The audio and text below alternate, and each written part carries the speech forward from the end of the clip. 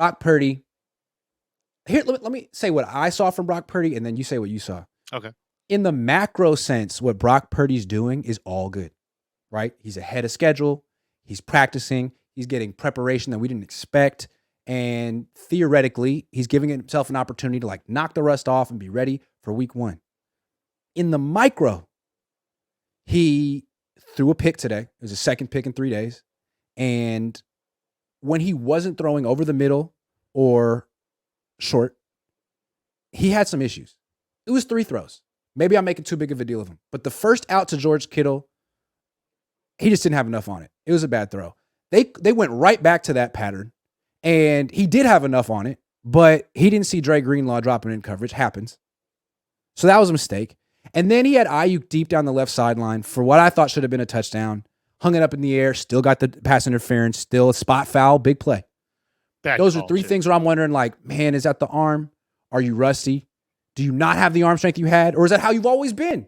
Those are my 3 things. Other than that, and then he fumbled on the last play, but that should never happen in practice. Cleveland Farrell, you're fired. Wow. You're fired. Yeah. Clear out your locker. Anyway, and I'm not saying like, well, that proves anything. Those are just me saying like, those are misgivings I had from his performance. So what'd you say? I don't think he's ever been an impressive thrower of the football. It's Fair. all about Brock Purdy. The people who are going to argue for Brock Purdy are arguing about the results. Yeah. And sure. he, at the and end still of 10 to 14. Touchdown, pick. In a practice where he didn't throw the ball particularly well, he still completed 80% of his passes. Sure. The pick was the worst throw, I thought, because he just floated it. And it reminded me of the pick he threw against the Raiders. He's a little bit different, but just like the trajectory, the distance. Anyway, it hung. It hung in the air. It was not. It wasn't a bullet pass. It was a looping pass. Mm-hmm. So that was a bad throw for sure. I thought the ball down the sideline that you got the PI call was a bad pass. That hung too. Yeah, it hung. So he had a couple of passes that hung that were unimpressive for sure. That was it though. That was pretty much it. The rest of the stuff he was on time with and pretty accurate. But his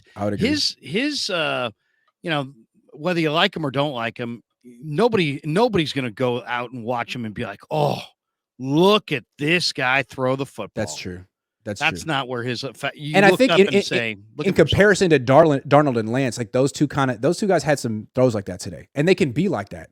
So maybe in comparison to those two, Purdy seemed like, I don't know, the guy who had the most diversity today.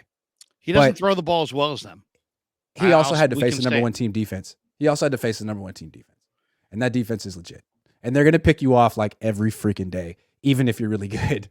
Ask Trey or Jimmy. Like that happens. Yeah, I mean, the Niners have a good defense. The defense, it's funny. The defense has been ahead of the offense until what? The last 2 days, and then suddenly the defense has given up 80% completion percentages. Steve Wilkes, we're looking at you. Steve Wilkes, what's going on? Seeing a lot of blitzing in practice.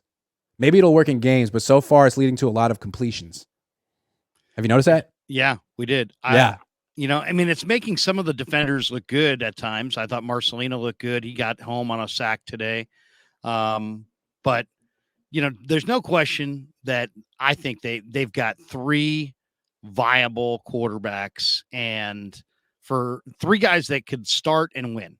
I think they could win with all 3 quarterbacks. Based on what I've seen. But I mean, Darnold, regular season games for sure. Darnold's hit track record tells me that there's inconsistency around the bend for him. So I got to see him be consistent. Trey's touch, ability to throw a touch and timing is his challenge. I think he can process and he can rip it. It's just a matter of touch and timing.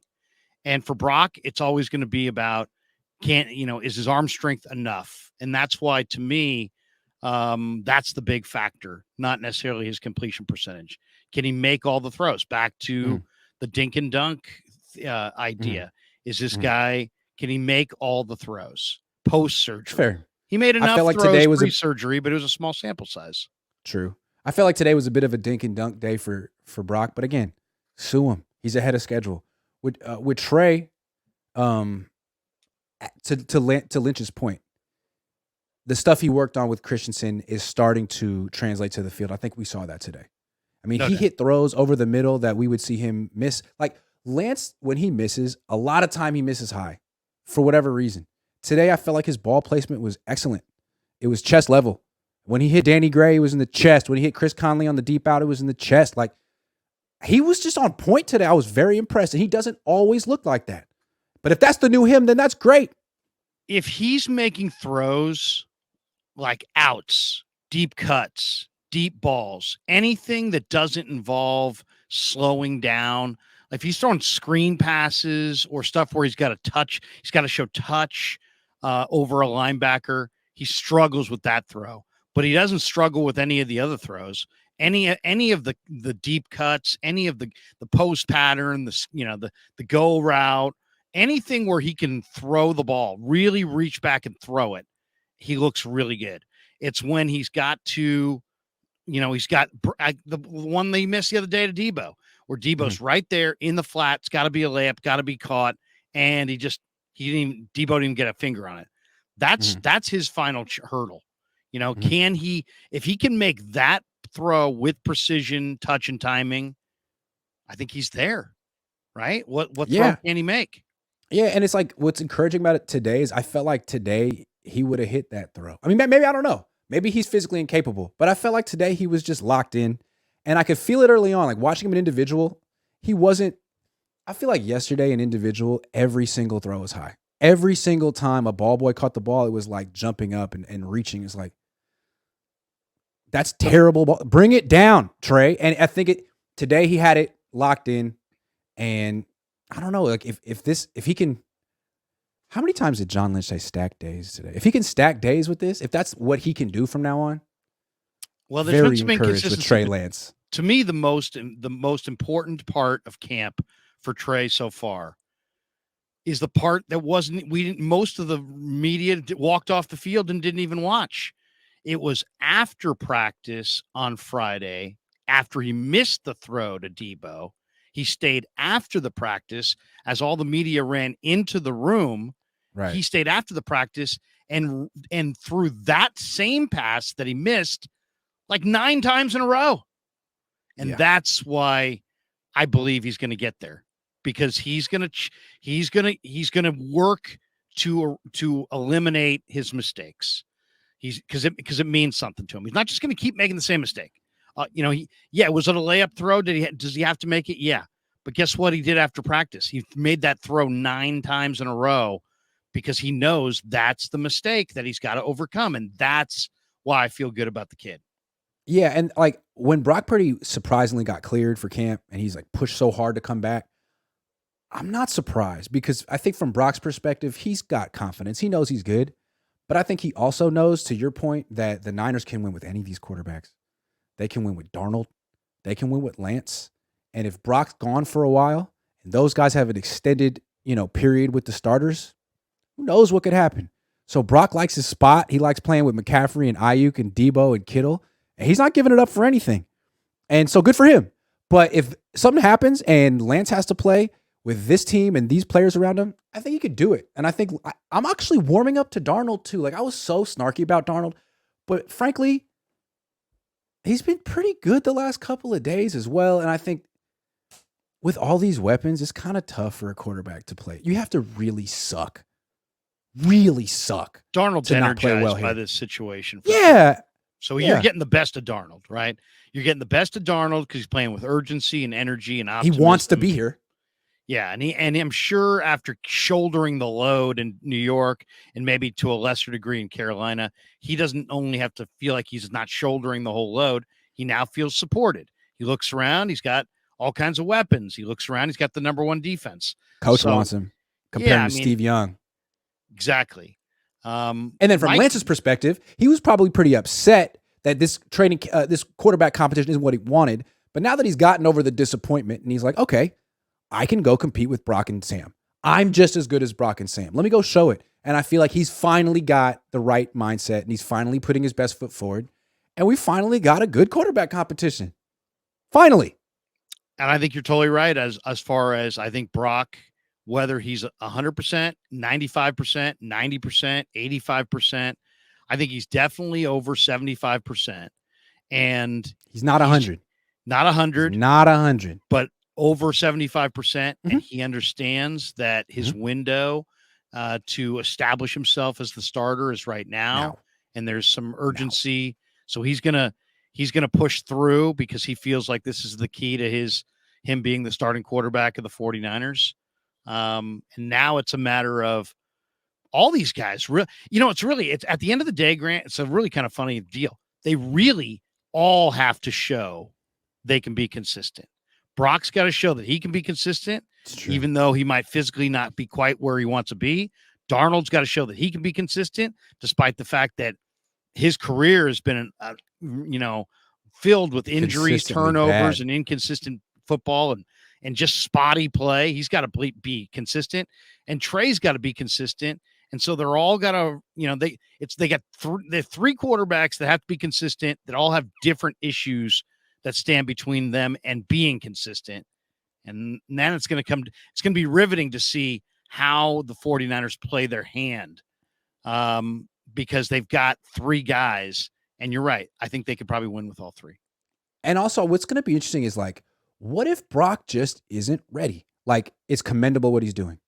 Work hard, come back early, get your butt on the field. But what if he's just not ready, despite the best of intentions, because it's a very serious injury? And what if Darnold is? What if Trey is? What do they do? I feel like the next month is going to be very interesting. We can't predict it, and you got to let it play out. Right. I think Brock's going to get the first go at it. Of course. He's going to have to show thank you. That he can't do it. And then and if he can't, then who's going to be second up? Who's going to be third up? That's about who's more consistent this summer between Trey. And I'll tell you what I think is going to be maybe the key tilting point, at least in the next week or so, is how these guys do against the Raiders in the practices, against another team, against a defense that you're not scripted. They're doing they're defending you the way they think they want to defend you. They're trying to turn. It's not a great defense. Yeah. Not a great defense, but it's also not a familiar defense. Mm-hmm. I think those practices are going to be really interesting. I think the preseason is going to be interesting, and it's going to come down to points and who moves the team better. I also think the 49ers are trying their best to make this a real, not like a fair competition, but something that is earned, not given. I feel like they've been giving things I feel like they think they've anointed quarterbacks. They anointed Jimmy. They anointed Trey. And Brock earned it. And I think if anyone's going to take it from Brock, they got to earn it too. I think that's where they're at with the quarterback position. And maybe there's something to it. They have to conduct a fair. It has to, you can't, we're not giving you anything because of your draft status. We're not. Right. Or not. Because you had a good year last year. They're going to have to conduct a fair competition or their own players will push back. And that's what's interesting about Brock.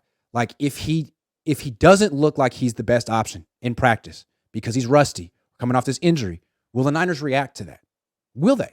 But that's a hypothetical that'll play itself out in the next month. They will if they lose games, or if he turn. I mean, let's be honest. He doesn't have a lot of arm strength to lose. If he's lost some arm strength and some accuracy, what's going to happen? He's going to turn the ball over, and they're going to wind up involved in close games and lose games. If they get involved in early games of the season and they're close and they lose them, then the way the NFL works. But there's no shame in it. There's no shame. If they were to bench Brock, you could always say, look, it was an ambitious timetable. He wasn't supposed to come back this early. He got a lot of good work. He's not quite ready. We'll come back to him. We're not done with Brock. He's not ready right now. We're not benching him. He's not hurt. They could always do that. So I'm curious. And a day like today makes me wonder if that's where this is going. But at the same time, it's important to remember that it's July 31st. It's July 31st. I think it's real simple, actually. Brock wasn't given anything last year. He got an opportunity and he took it. Right. Trey and Sam won't be given anything this year. They'll be given an opportunity, and whoever takes it and plays the best football, it's there. It's absolutely there. Seriously, even if Brock comes out and plays similarly to the way he's played, if Sam Darnold or Trey Lance come out and start throwing just rockets and leading the team up and down the field, and they're not turning it over, and the team's scoring points, and they can take the job away. I remember I asked Brock the other day. I asked him, has Kyle Shanahan said that you're going to start week 1 barring a setback? And he said, no. So he's getting all the first string reps, but he's still under the microscope. What he does in practice still matters. And if he goes out and plays like Brock Purdy, and he'd probably start week 1, but we got 6 weeks left. It's going to be very interesting. Yeah. Very interesting. And you know what? Sam and Lance are coming. They're right on his heels. And if you're in this camp that you think that, Brock's the number 1 guy and the other 2 guys are not viable competitors, you're wrong. That's not what we saw today. Like today was the first day where it felt like, okay, this is a real quarterback competition. Because at first I was like, this is a joke. Like all 3 of these guys are struggling. It's like, okay, not today. They're all actually in rhythm and confident right now. Well, except for Brock isn't in rhythm and confident yet, in my opinion, but we've seen him before. I don't think Brock's arm is back, but Brock is doing things better today than he did at any point last year. For example, last year, the big criticism of Brock, even though he won every game that he started and finished, was that he escaped out the back door. And in the NFL, you can't do that, right? Yeah. And what was the argument? What was the number 1 criticism? This guy doesn't step up in the pocket. Well, today he did. Today he stepped up in the pocket. He got rushed. He stepped up in the pocket and made plays. So he's. Now, I would like to see that in a real game where you can get smacked, but that's true. That's a nice thing to practice. He did. He showed that today, and that's that. And so but ultimately it's just going to come down to consistency and who can lead the team to the most consistently and produce first downs and points without making mistakes and turnovers. And that's really what defines Darnold and Lance to this point. Lance has had talent. He's been impressive throwing the football, but he misses some layups, and so he leaves points on the field. Darnold has been an impressive thrower at times of the football, but Darnold turns it over. And so then you got 10 drives in a game. True. He turns it over. The last game I watched, he turned it over 4 times. So what's cool about today is Darnold didn't turn it over today, and Lance hit some layups. Like his last throw of the day from Lance, 3rd and 1, he hits Ayuk on the shallow cross. It's a short. That's a throw that gave Lance problems in the past, because that's a throw you can't throw hard. The shallow cross, right? It's like a wrist throw, and you really got to lead the guy. I mean, that's a throw Brock Purdy hits in his sleep. Lance hit it today. That's encouraging to me. Like, I know he can rip the 15-yard in cut for sure and the out, but like, what about the shallow cross? That was big. You could argue that was his best throw of the day, 3rd and 1. Doesn't mean he'll hit it tomorrow. Doesn't mean he'll hit it tomorrow, but he hit it today. Right. And it'll be interesting to see how Kyle calls these games. Yeah. Because if Kyle gets Purdy in there and he's calling nothing but go patterns and deep balls and the ball's hanging, or then there'll be people saying, well, yeah, that's not Brock's game. If Lance is in there and he's calling all these, middle screens and the short game where your footwork is then suddenly, and then he's inconsistent. There'll be people going, well, wait a second, you're not complimenting your quarterback. So that's going to be another wrinkle to this thing. Kyle will be scrutinized for what kinds of plays he calls for these quarterbacks. Absolutely. And I'm going to be doing the scrutinizing because I'm such a big Kyle Shanahan fan.